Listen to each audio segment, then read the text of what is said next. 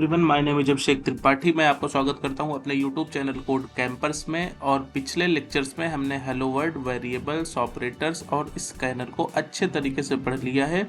तो आज हम स्टार्ट करने वाले हैं अपने प्रोजेक्ट्स। तो आज हम बनाएंगे सिंपल कैलकुलेटर। अभी आज जो कैलकुलेटर हम बनाने वाले हैं वो बेहद सिंपल कैलकुलेटर होगा। उसमें अभी हम कोई फीचर्स नहीं ऐड करेंगे क्योंकि अभी हमने केवल इंट्रोडक्शन पार्ट ही पढ़ा हुआ है। तो चलते हैं, स्टार्ट करते हैं कैलकुलेटर बनाना। आज से हम अपने जावा कोर्स में प्रोजेक्ट बनाने वाले हैं क्योंकि हमारा मॉड्यूल 1 ख़त्म हो चुका है। सो मॉड्यूल 1 में हमने हेलो वर्ल्ड पढ़ लिया, में हमने वेरिएबल भी पढ़ लिया, ऑपरेटर भी पढ़ लिया और स्कैनर भी हमने पढ़ लिया। सो आज से हम स्टार्ट करने वाले हैं प्रोजेक्ट्स। मैंने आपको जावा और सेटअप जेडीके अभी तक नहीं बताया है क्योंकि मैं ये चीज़ आपको नोट्स में देने वाला हूँ और इसकी सिर्फ थ्योरी ही पढ़नी है। सो आप नोट्स से थ्योरी पढ़ सकते हैं। अगर फिर भी आपको समझ में नहीं आता है सो आप मुझे कमेंट करिएगा, मैं एक क्लास इस पे भी बना दूंगा। सो हम आज करने वाले हैं अपने प्रोजेक्ट्स। और प्रोजेक्ट में पहला प्रोजेक्ट हमें क्या बनाना है, हमें कैलकुलेटर बनाना है। सो हमने hello world, variable, operator, scanner ये सारी चीज़ें पढ़ ली हैं। सो इस पे बेस्ड हमें आज क्या करना है, अपना प्रोग्राम बनाना है। सो हमारा पहला प्रोग्राम होगा कैलकुलेटर, फिर unit converter, area and perimeter calculator, temperature converter और सिंपल इंटरेस्ट कैलकुलेटर। ये 5 प्रोजेक्ट्स हमें पहले मॉड्यूल में बनाने हैं। सो स्टार्ट करते हैं अपने पहले प्रोजेक्ट से, जो है कैलकुलेटर। सो मैं आ चुका हूँ अपने इंटेलिजेंट आइडिया के अंदर जहाँ पर हम पहला प्रोजेक्ट बनाने वाले हैं। और मैंने आपको पहले ही बताया था कि इस प्रोजेक्ट में हमें स्कैनर का यूज करना है। सो स्कैनर के लिए मैंने क्या बताया था, पहले आपको क्या लिखना है, import java.util.scanner।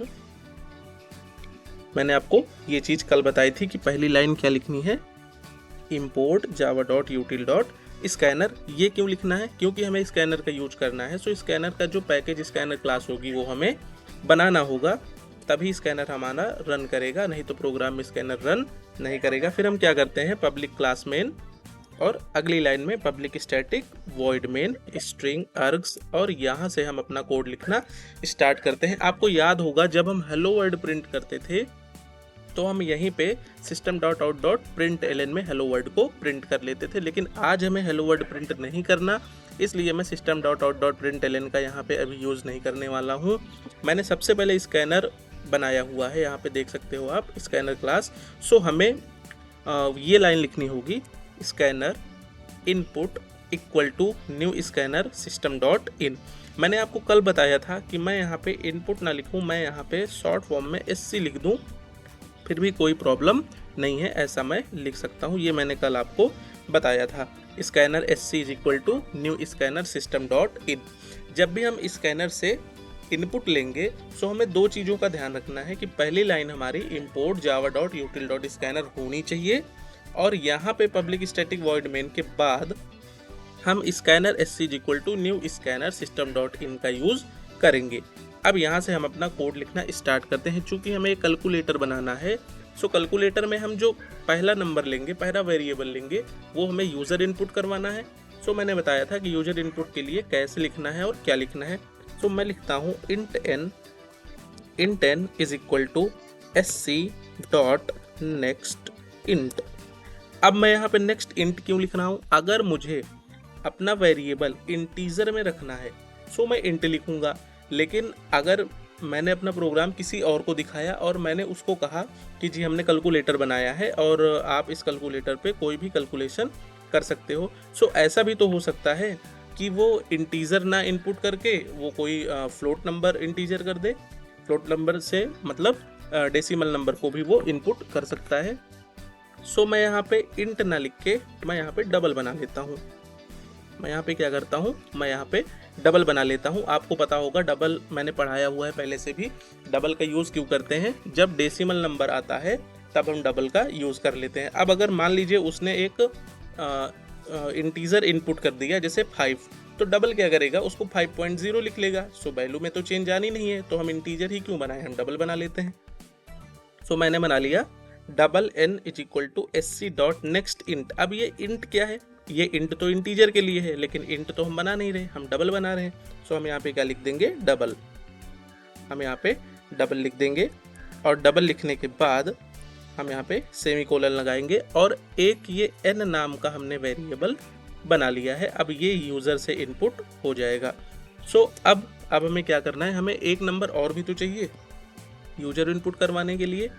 सो एक नंबर और बनाते हैं, वो मैं क्या बना लूँ आप बताओ। डबल n के बाद मैं m बना लेता हूँ, double m is equal to SC dot next double, और 2 हमने बना लिए। सो अब और मुझे क्या चाहिए, अब मुझे एक और वेरिएबल चाहिए जिसमें मैं इसकी वैल्यू को स्टोर करूँगा। मुझे इसकी वैल्यू भी तो स्टोर करनी पड़ेगी। सो मैं बना लेता हूँ डबल, उसको मैं सम नाम दे देता हूँ। Double sum is equal to, मैं क्या प्रिंट करना चाहता हूँ, मैं चाहता हूँ कि n प्लस m प्रिंट हो। क्या प्रिंट हो, n प्लस m। और ये जो n प्लस m की वैल्यू होगी उसको कौन स्टोर करेगा, उसको सम स्टोर करेगा। और हमें आउटपुट क्या चाहिए, हमें आउटपुट चाहिए n प्लस m की वैल्यू। सो n प्लस m की वैल्यू को कौन स्टोर कर रहा है, सम स्टोर कर रहा है। सो हमें आउटपुट भी सम चाहिए। तो जब हमें आउटपुट सम चाहिए तो मैंने आपको क्या बताया था, आउटपुट कैसे प्रिंट होगा, system dot out dot print ln लिख देंगे यहाँ पे। और हमें प्रिंट क्या करना है, हमें सम को प्रिंट करना है। तो मैं सम को यहाँ पे प्रिंट करूँगा और जैसे ही मैं अपने प्रोग्राम को रन करूँगा तो आप देखिए आउटपुट क्या आ रहा है। सो मैंने अपने प्रोग्राम को रन कर दिया है और हमारा प्रोग्राम अभी रन हो रहा है। सो रन होने के बाद आउटपुट देखते हैं क्या आता है। सो आउटपुट में यहाँ पे आप जैसे ही क्लिक करेंगे एक कर्सर बन गया है। ये कर्सर क्यों बना है, ये कर्सर हमसे ये बोल रहा है कि आप कुछ इनपुट दो, लेकिन मैं चाहता हूँ कि यहाँ पे कुछ लिख के आए, ऐसे ब्लैंक कर्सर ना आए। सो मैंने आपको बताया ही था, कल के प्रोग्राम में ही बताया था कि जहाँ पे हम ये वेरिएबल बनाया है हमने, उसके ऊपर हम लिख देते हैं इंटर फर्स्ट नंबर। सो कुछ भी चीज़ प्रिंट करने के लिए या अपने आउटपुट स्क्रीन पर शो करने के लिए मैंने क्या बताया था, मैंने बताया था system dot out dot print ln में वो चीज़ें जाके लिख दो, आ जाएंगी, यही तो बताया था। सो मैं लिखता हूँ system dot out dot print ln और उसके अंदर मैं लिख देता हूँ inter first number, inter first number. मैं लिखूँगा इंटर फर्स्ट नंबर और इंटर फर्स्ट नंबर लिखने के बाद मैं इसको यहाँ से कॉपी कर लूँगा क्योंकि एक नंबर और भी तो है हमारे पास। सो मैं वहाँ जाऊँगा और यहाँ पे जाके फर्स्ट नंबर को कर दूँगा सेकंड नंबर, है ना, इसको कर दूँगा सेकंड नंबर। और अब मैं इस प्रोग्राम को फिर से रन करूँगा। सो आप देखना कि यहाँ पे आउटपुट क्या आता है। मैंने प्रोग्राम को रन कर लिया है, प्रोग्राम मेरा रन हो रहा है और अब देखो आप यहाँ पे आ गया इंटर फर्स्ट नंबर। मैं फर्स्ट नंबर दे देता हूँ 54, मैंने फर्स्ट नंबर 54 इंटर कर दिया है। अब वो बोल रहा है inter second number, second number मैं 89 दे देता हूँ। सो आप देखो हमारा रिजल्ट आ चुका है 143.0। अब आप इसको ऐड करके देख लो यही रिजल्ट आता है कि नहीं। अब हमने जो डबल बनाया था और हमने यहाँ पे इसको वैल्यू क्या दी थी, इंटीजर की दी थी।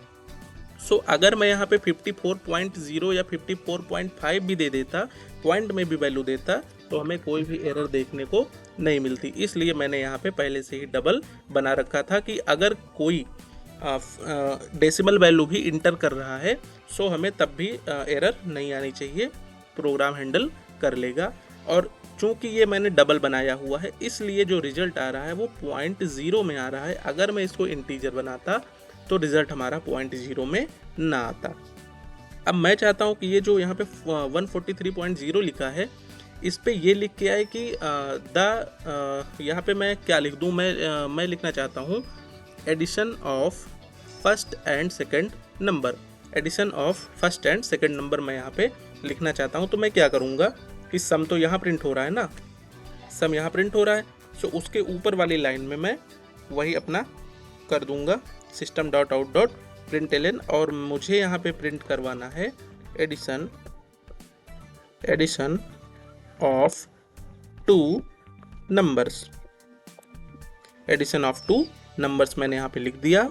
और अब मैं एक चीज़ और चाहता हूँ कि यहाँ जो ये 54 नीचे लिख के आ रहा है ना, ये यहाँ पे लिख के आना चाहिए। 54, 89 ये नीचे ना लिख के आए, ये यहाँ पे लिख के आना चाहिए। सो क्या आप मुझे बता सकते हो कि ऐसा करने के लिए मुझे क्या करना पड़ेगा? सो मैंने अपने पहले या दूसरे प्रोग्राम में ही आपको बताया था कि यहाँ पे अगर हम ln लिखेंगे तो हमें नेक्स्ट लाइन मिलेगी, यानी कि ये इंटर फर्स्ट नंबर के बाद हमें देखो ये प्रोग्राम ये जो है 54 ये सेकंड लाइन में आ रहा है। तो ये सेकंड लाइन में इसलिए आ रहा है क्योंकि हमने यहाँ पे ln लिख रखा है।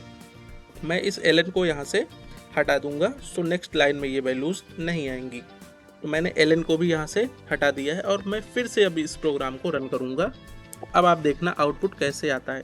इंटर फर्स्ट नंबर, अब मैं यहाँ पे 87 दे देता हूँ first number. Inter second number में 34 दे देता हूँ। तो आप देखो एडिशन ऑफ 2 नंबर्स। और मैं एक काम और कर लेता हूँ, मैं यहाँ पे इक्वल टू का साइन भी लगा देता हूँ। मैं यहाँ पे क्या करता हूँ, मैं यहाँ पे इक्वल टू का साइन भी लगा देता हूँ। सो हमारा ये जो कैलकुलेटर बन रहा है वो थोड़ा अच्छा दिखने लगेगा। सो मैंने क्या किया, यहाँ पे इक्वल टू का साइन लगा दिया और मैं फिर से इसको रन करूँगा। अब जब मैं इसको रन करूँगा तो आप देखो ये अच्छा दिख रहा है। Enter first number is equal to 56 मैंने इंटर किया। So enter second number is equal to मैंने मान लो 98 इंटर किया। So addition of 2 numbers is equal to 154.0 यहाँ पे आउटपुट आ गया है। अब मुझे एडिशन प्रिंट नहीं करना, मुझे सब्ट्रैक्शन करना है। सो मैं यहाँ पे जहाँ पे मैंने ये प्लस लगा रखा है वहाँ पे मैं जाके क्या करूँगा, सब्ट्रैक्शन का साइन लगा दूँगा। लगा दिया। और ये सब्ट्रैक्शन का साइन क्या होता है, स्टेरिक होता है, जो कि हमारे नम पैड पे जो 8 बटन होती है उसको शिफ्ट के साथ प्रेस करेंगे तब ये साइन आता है। अब मैं यहाँ पे एडिशन के जगह पे क्या लिख दूंगा, मल्टीप्लिकेशन लिख दूंगा। सॉरी ये क्या है, ये मल्टीप्लिकेशन का साइन है। सो मैंने यहाँ पे मल्टीप्लिकेशन लगा दिया और मैं यहाँ पे क्या लिख दूंगा, मल्टीप्लिकेशन ऑफ 2 नंबर्स, तो यहाँ पे लिखा ही है। सो अब मैं इसको फिर से रन करूँगा। सो आप देखना क्या आउटपुट आ रहा है। और इसने मुझसे फिर बोला इंटर फर्स्ट नंबर। तो इंटर फर्स्ट नंबर मान लो मैं इसको 4 दे देता हूँ और इंटर सेकंड नंबर में इसको 6 दे देता हूँ। So multiplications of 2 numbers is equal to 24.0 यहाँ पे आउटपुट हमारा आ चुका है। यानी कि प्लस माइनस इनटू डिवीज़न कुछ भी हमें करना है सो हम यहाँ पे चेंज करके वो करवा सकते हैं। सो ये था हमारा पहला प्रोग्राम कैलकुलेटर का। चूँकि हमने अभी केवल एक मॉड्यूल ही पढ़ रखा है सो ये कैलकुलेटर आपको बड़ा ही सिंपल सा लग रहा होगा।